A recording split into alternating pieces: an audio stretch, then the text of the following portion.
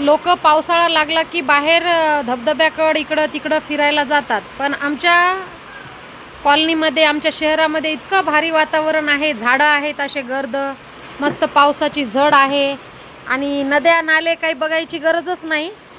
ते ऑलरेडीच आमच्याकडे भरून वाहतात.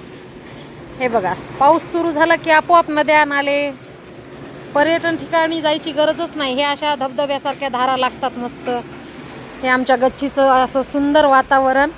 त्यामध्ये आम्ही मस्त चूल पेटवली, त्यामुळे लोणावळ्याला ते गेल्यावर जे फील होतं शेंगा कणीस खाण्याचं, ते आम्ही घरीच अनुभवतो. आता हे कणीस भाजणार आहेत आम्ही. हे बघा, मस्त चुलीवरचा स्वयंपाक.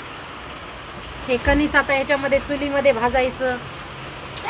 काय पाहिजे अजून माणसाला? लोणावळ्याला पण हेच सगळं भेटतं. त्याच्यामुळं आम्ही परभणीवाले कुठेही जात नाहीत.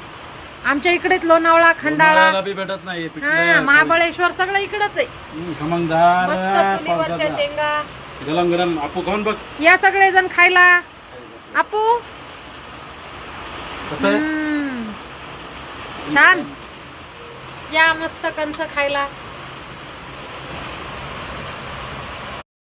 म्हणूनच सगळे म्हणतात जगात जर्मनी आणि भारतात परभणी.